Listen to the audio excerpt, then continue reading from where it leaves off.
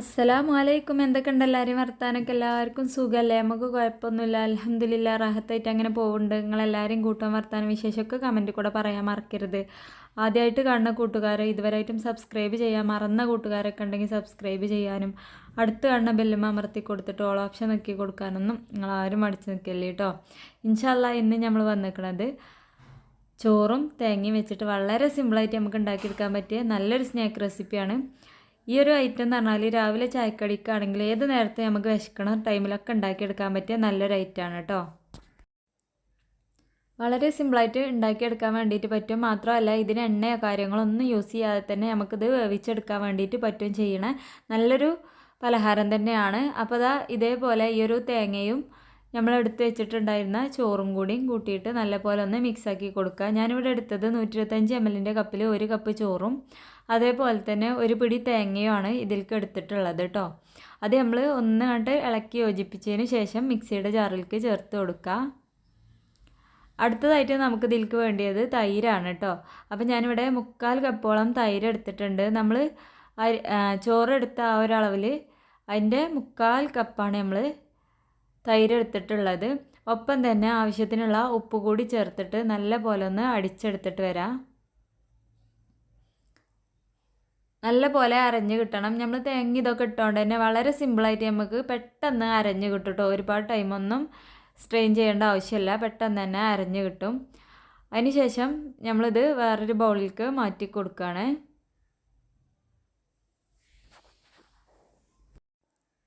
ഇതിപ്പോൾ നമുക്ക് നല്ല തിക്കായിട്ടാണ് കിട്ടിയിട്ടുള്ളത് കേട്ടോ. ഈ ഒരു മാവ് നമുക്കിപ്പോൾ നല്ല തിക്നെസ്സിലാണ് കിട്ടിയിട്ടുള്ളത്. അപ്പോൾ ഇത് മുഴുവനായിട്ടും നമ്മൾ ഈ ഒരു ബൗളിലേക്ക് മാറ്റി എടുക്കുന്നുണ്ട്.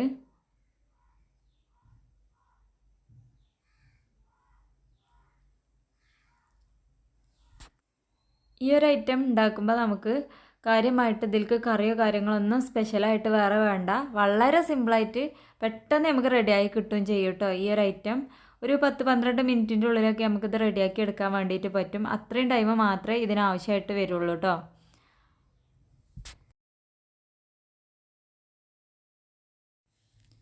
ഇപ്പോൾ ഇതാ നമ്മളിത് മുഴുവനായിട്ടും ഈ ഒരു ബോളിലേക്ക് ഒഴിച്ചു കൊടുത്തിട്ടുണ്ട്.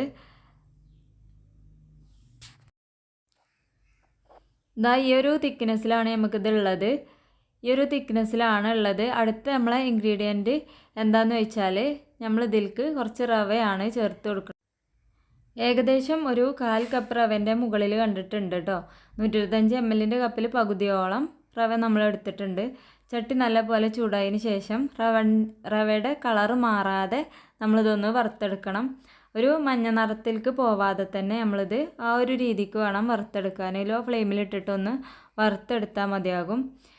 വറുത്ത റവയാണെങ്കിലും വറുക്കാത്ത റവയാണെങ്കിലും വറുത്തെടുക്കുന്നത് നല്ലതായിരിക്കും കേട്ടോ. അപ്പോഴാണ് നമുക്ക് ആ ഒരു കറക്റ്റ് ആ ഒരു ടേസ്റ്റിൽ കിട്ടുള്ളൂ ഈ ഒരു പലഹാരം. അതിന് വേണ്ടിയിട്ടാണ്. അപ്പോൾ വളരെ കുറച്ച് റവ മതി, ഒരുപാടൊന്നും വേണമെന്നില്ല. 1/4 കപ്പ്, ഏകദേശം 1/4 കപ്പോളം മതിയാകും കേട്ടോ. അത്രയാണ് നമ്മളിവിടെ എടുത്തിട്ടുള്ളത്. ഇത് നല്ലപോലെ ഒന്ന് വറവായി കിട്ടാൻ വേണ്ടിയിട്ട് വെയിറ്റ് ചെയ്യണം.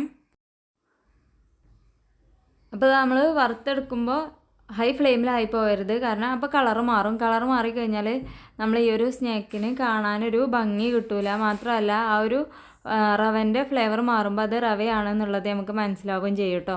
ഇപ്പോൾ ഈ ഒരു പലഹാരത്തിൽ നമ്മൾ റവ ഇട്ടിട്ടുണ്ടെങ്കിലും റവ ഇട്ടു എന്നുള്ളത് നമുക്ക് മനസ്സിലാവുകയില്ല. അത്രയും നല്ല ആ ഒരു ടെക്സ്ചറിലാണ് നമ്മൾ ഈ ഒരു റവ നമ്മൾ വറുത്തെടുക്കുന്നത്. ഏകദേശം ഇതാ ഈ ഒരു അളവിലായാൽ മതി. ഇത്രയും ആയിക്കഴിഞ്ഞാൽ ഇത് നമുക്കിത് കണ്ടോ, ഇപ്പോൾ ഇത് നിറം മാറിയിട്ടില്ല, എന്നാലോ നല്ല പോലെ വറവായി കിട്ടിയിട്ടുണ്ട്. ഇതാ നമ്മൾ നേരത്തെ തന്നെ ആക്കി വെച്ച ഈ ഒരു മാവിൽക്ക് അങ്ങോട്ട് ചേർത്ത് കൊടുക്കുകയാണ്. മൊത്തത്തിൽ ഒന്നിച്ച് തന്നെ ഇട്ട് കൊടുക്കുക. അപ്പോൾ ഈ ചൂടോട് കൂടി തന്നെയാണ് നമ്മൾ ഈ ഒരു റവ ഇതിലേക്ക് ചേർത്ത് കൊടുക്കുന്നത് കേട്ടോ. കണ്ടില്ലേ, ഇനി നല്ല പോലെ ഇളക്കി യോജിപ്പിച്ച് കൊടുക്കുക. അപ്പോൾ നമുക്ക് ഈ ഒരു മാവ് നല്ല പോലെ തിക്നെസ്സിലായിട്ട് കിട്ടും കേട്ടോ. അപ്പോൾ നമ്മൾ ആവശ്യത്തിനുള്ള ലൂസാകാൻ വേണ്ടിയിട്ടുള്ള വെള്ളം യൂസ് ചെയ്ത് കൊടുത്താൽ മതി. ഇപ്പം തന്നെ നമ്മൾ ഒഴിച്ചു കൊടുക്കേണ്ട ആവശ്യമില്ല. ഇത് നമ്മളൊന്ന് ഇളക്കി യോജിപ്പിച്ചതിന് ശേഷം എത്രയാണോ നമുക്ക് ലൂസ് വേണ്ടിയത് അതിനനുസരിച്ചിട്ട് വേണം നമ്മളിത് ആക്കി കൊടുക്കാൻ വേണ്ടിയിട്ട്. നല്ല തിക്നെസ്സിൽ തന്നെ വേണമെന്നുണ്ടെങ്കിൽ അങ്ങനെ തന്നെ ചെയ്താൽ മതി. പക്ഷേ ഇത് നമുക്ക് ഒഴിച്ചു കൊടുക്കാൻ വേണ്ടിയിട്ട് ബുദ്ധിമുട്ടാവും ഇതുപോലെ ആയാൽ. അപ്പോൾ ഒന്ന് ലൂസാക്കണതാണ് നല്ലത് കേട്ടോ. ഈ ഒരു ടൈമിൽ ഉപ്പുണ്ടോ ഇല്ലേ എന്നുള്ളത് നമ്മൾ ഉറപ്പ് വരുത്തണം. കാരണം നമ്മൾ വളരെ കുറച്ച് ഉപ്പ് മാത്രമേ ഇതിലേക്ക് ചേർത്തിട്ടുള്ളൂ. അതുകൊണ്ട് തന്നെ ഞാൻ ഉപ്പ് നോക്കിയപ്പോൾ കുറച്ച് കമ്മിയായിരുന്നു. അപ്പോൾ ഞാൻ കുറച്ചും കൂടി ഉപ്പ് ഇതിലേക്ക് ചേർത്ത് കൊടുത്തിട്ടുണ്ട്.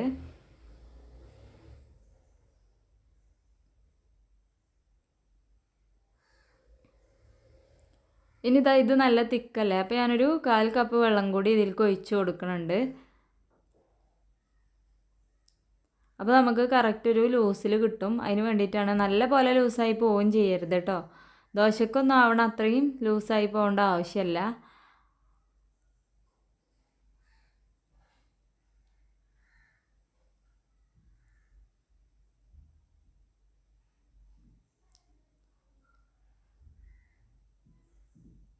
ഈ ഒരു ലൂസിലാണ് നമ്മൾ ആക്കിയെടുത്തിട്ടുള്ളത്. ഇനി നമ്മൾ കുറച്ചും കൂടി നമ്മുടെ ചട്ടിയൊക്കെ ചൂടാവണ ആ ഒരു ടൈം വരെ വെക്കുമ്പോൾ ഒന്നും കൂടി ടൈറ്റ് ആവും. അപ്പോൾ വേണമെന്നുണ്ടെങ്കിൽ കുറച്ചും കൂടി വെള്ളം ഒഴിച്ചിട്ട് ഒന്ന് ഇളക്കി കൊടുത്തതിന് ശേഷം മാത്രം യൂസ് ചെയ്താൽ മതിയാകും.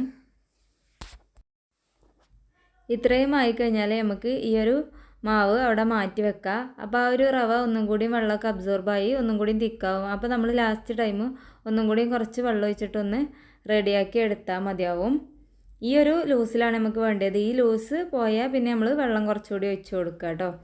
ഇനി നമ്മൾ അടുത്തതായിട്ട് ഒരു ചെറിയ ക്യാരറ്റിൻ്റെ പകുതിയോളം എടുത്തിട്ടുണ്ട്. അത് നമ്മളൊന്ന് ജസ്റ്റ് ഒന്ന് ചിരകി എടുക്കുന്നുണ്ട്. ഇതുപോലെ പീലറിൽ വെച്ചിട്ടൊന്ന് പീൽ ചെയ്തെടുക്കുകയാണ് കേട്ടോ ചെയ്യണേ. കണ്ടോ, ഈ ഒരു വലുപ്പത്തിലാണ്. അത്യാവശ്യം കാണാൻ നല്ല വലുപ്പത്തിലാണ് ചെയ്യണത്. നല്ല ചെറിയ ഹോളിലിട്ടിട്ടല്ല കേട്ടോ നമ്മൾ ചെയ്യണത്. ഈ ഒരു വലിയ ഹോളിലിട്ടിട്ട് തന്നെയാണ് ചെയ്യണത്. അപ്പോഴുള്ള നമുക്കിത് ക്യാരറ്റ് കാണാൻ വേണ്ടിയിട്ടുണ്ടാവുള്ളൂ. അല്ലാന്നുണ്ടെങ്കിൽ പൊടി പൊടി ആയിട്ടാണ് ഉണ്ടാവുക.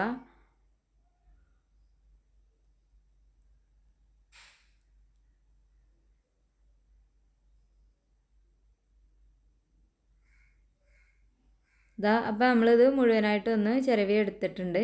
ഇനി അടുത്തതായിട്ട് നമ്മൾ ചെയ്യണത് ഒരു പാന് അടുപ്പത്ത് വെച്ചിട്ടുണ്ട്. ജസ്റ്റ് നമ്മുടെ അപ്പത്തിൻ്റെ ആ ഒരു ഇതുകൊണ്ട് ബ്രഷ് വെച്ചിട്ടൊന്ന് ജസ്റ്റ് ഒന്ന് ഇതാക്കി കൊടുക്കുക. അടിയിൽ ഒട്ടി പിടിക്കാണ്ടിരിക്കാൻ വേണ്ടിയിട്ടാണ് അങ്ങനെ ചെയ്യണത്. എണ്ണയൊന്നും വേണമെന്നില്ല. ജസ്റ്റ് അതുകൊണ്ടൊന്നിങ്ങനെ ബ്രഷ് ചെയ്താൽ മാത്രം മതിയാകും. അതിന് ശേഷം ചട്ടി നല്ല പോലെ ചൂടായിട്ടുണ്ട്. അപ്പോൾ നമ്മൾ ചട്ടിൻ്റെ ആ ഒരു ചൂട് കുറയാൻ വേണ്ടിയിട്ട് ഒന്ന് വെള്ളം ഇങ്ങനെ ഒന്ന് സ്പ്രെഡാക്കി കൊടുത്താൽ നമുക്ക് ആ ഒരു ചൂട് കുറയും. അതുപോലെ ഒന്ന് ചെയ്ത് കൊടുത്താൽ ചൂട് കുറയും. അല്ലാന്നുണ്ടെങ്കിൽ നമ്മളിത് ഒഴിച്ച് കൊടുക്കുമ്പോൾ തന്നെ അടിഭാഗം കരിഞ്ഞു പോകും കേട്ടോ. അപ്പോൾ അങ്ങനെ ആവാതിരിക്കാൻ വേണ്ടിയിട്ട് കുറച്ചൊന്ന് വെള്ളം ഒഴിച്ച് കൊടുക്കുക. അതിന് ശേഷം കണ്ടോ, നമ്മളിപ്പോൾ മാവ് ഒന്നും കൂടി ഒന്ന് ലൂസാക്കി എടുത്തിട്ടുണ്ട്. കണ്ടോ, ഈ ഒരു അളവിലാണ് നമുക്ക് മാവ് വേണ്ടത്. ഇനി നമുക്ക് ഇതിലേക്ക് ഒഴിച്ചു കൊടുക്കുക. എണ്ണ കാര്യങ്ങളൊന്നും ഇല്ലാതെ തന്നെ ഇതുപോലെ ഒന്ന് ഒഴിച്ചു കൊടുത്താൽ മതി. ഇത്രയും ആയി കഴിഞ്ഞാൽ വേണമെന്നുണ്ടെങ്കിൽ നമുക്ക് ഇതുപോലെ 2 കയ്യിൽ ഒഴിച്ചു കൊടുക്കുക. അല്ലാന്നുണ്ടെങ്കിൽ ഒരു കയ്യിൽ തന്നെ മതി. അപ്പോൾ ഞാൻ നിങ്ങൾക്ക് കാണിച്ചു തരാൻ വേണ്ടിയിട്ടാണ് കേട്ടോ 2 കയ്യിൽ ഒഴിച്ചു കൊടുക്കുന്നത്. ഇതിൻ്റെ കട്ടി കൂടുന്നതിനനുസരിച്ച് ടേസ്റ്റ് കൂടും. നമ്മൾ 2 കയ്യിലാണ് ഒഴിച്ചു കൊടുക്കണമെന്ന് വെച്ചാൽ അതിനനുസരിച്ച് അതിൻ്റെ ടേസ്റ്റ് വ്യത്യാസം വരും കേട്ടോ. ഒരു കയ്യിലാണ് ഒഴിച്ചു കൊടുക്കണമെന്ന് വെച്ചാൽ ഒന്നും കൂടി കട്ടിയില്ലാത്ത പരുവത്തിലാവുമല്ലോ. അതിൻ്റെ മുകളിലേക്ക് നമ്മൾ ചിരവി വെച്ച ആ ഒരു ക്യാരറ്റിൻ്റെ കുറച്ച് ഭാഗം എടുത്തിട്ട് അതിലേക്ക് മുളകിലേക്ക് ചേർത്ത് കൊടുത്തിട്ടുണ്ട്. കാണാനും ഭംഗിയാണ്. മാത്രമല്ല ഈ ഒരു ഐറ്റം കറി ഇല്ലാതെ തന്നെ കഴിക്കാൻ ഒരു ബുദ്ധിമുട്ടും ഇല്ല. അത്രയും ടേസ്റ്റിലാണ് നമുക്കിത് കിട്ടണത് കേട്ടോ. അതിന് ശേഷം നമ്മൾ അടച്ച് വെച്ചിട്ട് ഒരു 2 മിനിറ്റോളം വേവിച്ചെടുക്കണം. കാരണം ലോ ഫ്ലെയിമിലിട്ടിട്ട് വേണം വേവിച്ചെടുക്കാൻ. പിന്നെ മാത്രമല്ല നമ്മൾ ഇതിലേക്ക് കൂട്ടിയത് ചോറാണല്ലോ കൂടുതലായിട്ട് നമ്മൾ കൂട്ടിയിട്ടുള്ളത്. അതുകൊണ്ട് തന്നെ ചോറാവുമ്പോൾ അതിൻ്റെ ആ ഒരു ഒട്ടൽ മാറി കിട്ടാൻ ഇച്ചിരി സമയം എടുക്കും. അപ്പോൾ ഞാൻ ഫസ്റ്റ് ഒന്ന് ഓപ്പൺ ആക്കി നോക്കിയപ്പോൾ ആയിട്ടില്ല. നമുക്ക് മുകൾ ഭാഗം കണ്ടാൽ തന്നെ അറിയുമല്ലോ. അപ്പോൾ അതുകൊണ്ടാണ് ഞാൻ 2 മിനിറ്റോളം തന്നെ വെച്ചത്. അപ്പോൾ നമുക്ക് ഏകദേശം ആയി കിട്ടും കേട്ടോ.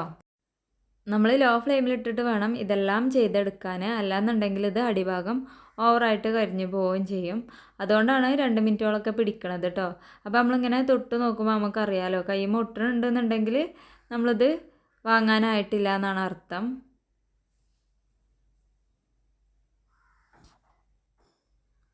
ഇനി ഇത് നമുക്ക് ചട്ടിയിൽ നിന്ന് മാറ്റിയെടുക്കാം. അപ്പോൾ ഇത് മുകൾ ഭാഗമൊക്കെ നല്ലപോലെ ആയിട്ടുണ്ട്. കാണുമ്പോൾ തന്നെ നമുക്കറിയാമല്ലോ വെന്ത ഭാഗം എങ്ങനെ ഉണ്ട് എന്നുള്ളതൊക്കെ. അപ്പോൾ ഇതിൻ്റെ അടിഭാഗം നല്ലപോലെ കരിഞ്ഞൊന്നും പോവാതെ തന്നെ നല്ല ആ ഒരു ടെക്സ്ചറിൽ തന്നെ നമുക്ക് കിട്ടിയിട്ടുണ്ട് കേട്ടോ. നല്ല ഭംഗിക്കാണ് കിട്ടിയിട്ടുള്ളത്. കരിഞ്ഞ് പോവാതെ കിട്ടാൻ വേണ്ടിയിട്ടാണ് നമ്മൾ ലോ ഫ്ലെയിമിലിട്ടിട്ട് ആക്കിയത്. പെട്ടെന്ന് ആവണമെന്നുണ്ടെങ്കിൽ ഇതുപോലെ ചെയ്താൽ മതി. ഒരു കയ്യിൽ ഒഴിച്ചു കൊടുത്തിട്ട് ജസ്റ്റ് ഒന്ന് പരത്തി കൊടുക്കുക. അപ്പോൾ നമുക്ക് 2 മിനിറ്റ് ഒന്നും പിടിക്കാതെ തന്നെ ഇത് വെന്ത് കിട്ടും കേട്ടോ. ഇതുപോലെ ആക്കിയതിന് ശേഷം ഇതിൻ്റെ മുകളിൽ ഭാഗത്തേക്ക് അതുപോലെ ആ ഒരു ക്യാരറ്റും കൂടിയും ചേർത്ത് കൊടുക്കാം.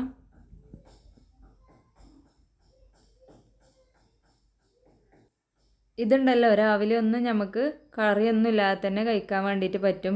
ഇനി വൈകുന്നേരത്താണെങ്കിലും വിശക്കുന്ന ടൈമിലൊക്കെ ആണെങ്കിലും വളരെ സിമ്പിളായിട്ട് കുറച്ച് ചോറും തേങ്ങയും അതേപോലെ തന്നെ റവയും ഉണ്ടെങ്കിൽ സിമ്പിളായിട്ട് നമുക്ക് ചെയ്തെടുക്കാൻ പറ്റിയ നല്ലൊരു റെസിപ്പിയാണ് കേട്ടോ. ഇനിയിപ്പോൾ അത് കറി കൂട്ടി കഴിക്കാൻ പറ്റൂല എന്നല്ല, പക്ഷെ കറി ഇല്ലാതെ തന്നെ കഴിക്കാനാണ് ഇത് ഏറ്റവും ടേസ്റ്റ്.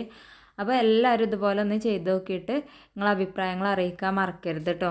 പിന്നെ നമ്മളെ ചാനലിൽ ഈ ഒരു റെസിപ്പി മാത്രമല്ല ഒരുപാട് റെസിപ്പികളൊക്കെ അപ്ലോഡ് ആക്കിയതുണ്ട്. കാണാത്ത കൂട്ടുകാരുണ്ടെങ്കിൽ കാണാൻ മറക്കരുത്. ആദ്യമായിട്ട് കാണുന്നവരൊക്കെ ആണെന്നുണ്ടെങ്കിൽ സബ്സ്ക്രൈബ് ചെയ്യാനും അടുത്ത് കാണുന്ന ബെല്ലുമ്മ അമർത്തി കൊടുത്തിട്ട് ഓൾ ഓപ്ഷൻ നിൽക്കാനൊന്നും മടിച്ച് മാത്രമല്ല ഉണ്ടാക്കി നോക്കിയിട്ട് നിങ്ങൾക്ക് ഇഷ്ടപ്പെട്ട വിഭവങ്ങൾ എല്ലാ കൂട്ടുകാർക്കും ഷെയർ ചെയ്ത് കൊടുത്തിട്ട് സപ്പോർട്ടാക്കാനും മടിച്ച് നിൽക്കരുത്. അപ്പോൾ ഇൻഷാ അല്ലാ ഇന്നത്തെ നമ്മളെ റെസിപ്പി ഇത്ര തന്നെ ഉള്ളൂ. ഈ ഒരു മാവ് കൊണ്ട് ഏകദേശം നമുക്കൊരു 5-6 എണ്ണമൊക്കെ ഉണ്ടാവുള്ളൂ കേട്ടോ. 5-6 എണ്ണം വരെ ഉണ്ടാവുള്ളൂ. അപ്പോൾ നിങ്ങൾക്ക് കൂടുതൽ വേണമെന്നുണ്ടെങ്കിൽ അതിനനുസരിച്ച് കൂട്ടിയെടുക്കണം. ഇൻഗ്രീഡിയൻസ് എല്ലാം ഒരേ അളവിൽ തന്നെ കൂട്ടി എടുത്താൽ മതിയാകും. അപ്പോൾ ഈ ഒരു അളവിലാണ് നമുക്കിത് കിട്ടുന്നത് കേട്ടോ. കണ്ടില്ലേ, കാണാൻ തന്നെ നല്ല ഭംഗിയാണ്. ഇൻഷാ അല്ലാ എല്ലാവർക്കും ഇഷ്ടപ്പെട്ടെന്ന് വിചാരിക്കുന്നുണ്ട്. ഞാനിത് പൊട്ടിച്ച് കാണിച്ചു തരുമ്പോൾ നിങ്ങൾക്ക് മനസ്സിലാവും ഉൾഭാഗം എത്രത്തോളം സോഫ്റ്റ് ആണെന്നുള്ളത് കേട്ടോ. ദോശയും ഇഡ്ഡലിയും ഒക്കെ മാറി നിൽക്കും, അത്രയും നല്ല ടേസ്റ്റിലാണ് ഈ ഒരു പലഹാരം ഉള്ളത്. തീർച്ചയായിട്ടും ഒരു വട്ടെങ്കിലും ട്രൈ ചെയ്തിട്ട് നിങ്ങളെ ഫീഡ്ബാക്ക് അറിയിക്കണം കേട്ടോ. കണ്ടോ, നല്ല സോഫ്റ്റായിട്ട് കിട്ടിയിട്ടുണ്ട്. പറയുമ്പോൾ നമ്മൾ ഇതിലേക്ക് വേറൊരു ഇൻഗ്രീഡിയൻസും എക്സ്ട്രാ ചേർത്തിട്ടില്ല. അപ്പോൾ ഇൻഷാ അല്ലാ ഇന്നത്തെ നമ്മളെ വീഡിയോ എത്ര ഉള്ളൂ. അടുത്ത വീഡിയോ ആയിട്ട് വരുന്നവരെ എല്ലാ കൂട്ടുകാർക്കും അസ്സലാമു അലൈക്കും.